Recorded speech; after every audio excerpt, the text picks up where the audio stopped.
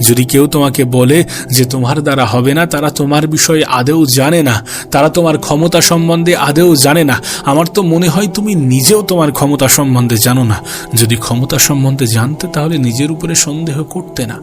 সময় আছে, সুযোগ আছে, এটাকে কাজে লাগাতে হবে। কারণ সময় সুযোগ আমাদের জীবনে সবসময় আসবে না, এখন আছে, এটাকে কাজে লাগাও। দেখো, আমি জানি না তোমার বয়স কত, আমি জানি না তুমি জীবনের কোন পর্যায়ে দাঁড়িয়ে আছো, কিন্তু এটুকু জানি যে তোমার জীবনে কোনো স্বপ্ন তো আছে। জীবিত মানুষের জীবনে স্বপ্ন থাকবে। যদি স্বপ্নবিহীন মানুষ হয়ে থাকো তাহলে পৃথিবীতে কেন আছো? স্বপ্ন দেখো। যদি স্বপ্ন নাও থেকে থাকে, স্বপ্ন দেখো যে আমার পরিবারের মানুষগুলোকে আমি ভালো রাখবো। স্বপ্ন দেখো যে আমার পছন্দের জিনিসগুলোকে আমি অর্জন করব, হাসিল করব।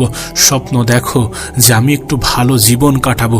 যদি আমার পরিবারে কেউ অসুস্থ হয়, যেন ভবিষ্যতে তাদেরকে অসহায়ের মতো ঘুরতে না হয়, এমন চিন্তা ভাবনা রাখো এবং স্বপ্ন দেখো। স্বপ্ন দেখাটা প্রয়োজন, কারণ স্বপ্ন সত্যি হয়। সত্যি বলছি, মানুষ যেমনটা চিন্তা করে তেমনটা হয়ে যায়। শুধু বিশ্বাস রাখতে হবে, কারণ খারাপ সময় তো আসবে। জীবনের যাত্রা যত বড় হবে, স্বপ্ন যত বড় হবে, তত বেশি খারাপ সময়ের মুখোমুখিও তোমাকে হতে হবে এবং সেটার জন্য নিজেকে প্রস্তুত রাখতে হবে। তুমি কি নিজেকে প্রস্তুত করছো বা করেছো? করো। যদি নাই করে থাকো তাহলে করো, আর মেহনত করো, মেহনত করো, পরিশ্রম করো। পরিশ্রম তোমাকে কখনোই ধোঁকা দেবে না। উপরওয়ালা পরিশ্রমী ব্যক্তিদেরকেই অধিক পছন্দ করেন এবং তিনি তাদেরকেই পুরস্কৃত করেন যারা চেষ্টা করেন। তুমি যদি চেষ্টা করো তাহলে কেন তোমাকে পুরস্কৃত করবেন না? আর তোমার হাতে তো চেষ্টা আছে।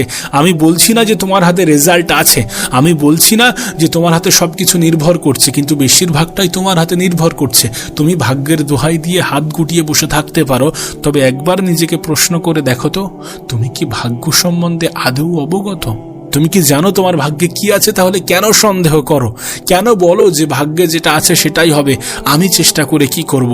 এত মেহনত করে কি করব? মেহনত করাটা প্রয়োজন।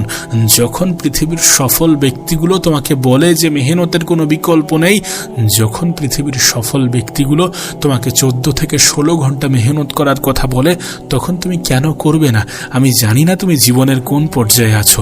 তুমি স্টুডেন্ট হতে পারো, তুমি জব করছো, এমনটা হতে পারে, কিন্তু সেটার পরেও যে অবশিষ্ট সময় আছে সেটাকেও কাজে লাগানো সম্ভব।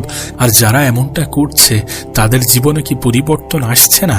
অবশ্যই আসছে, কারণ মেহনত করলে রেজাল্ট আসবে, পরিশ্রম করলে রেজাল্ট আসবে, কারণ পরিশ্রমী ব্যক্তিদের সঙ্গে ভাগ্য থাকে। তুমি ভাগ্যের উপরে ছেড়ে দিয়ে হাত গুটিয়ে বসে থাকতে পারতে, আমরা ভাগ্যের উপরে ছেড়ে দিয়ে হাত গুটিয়ে বসে থাকতে পারতাম, তবে যদি আমরা আমাদের ভাগ্য সম্বন্ধে জানতাম।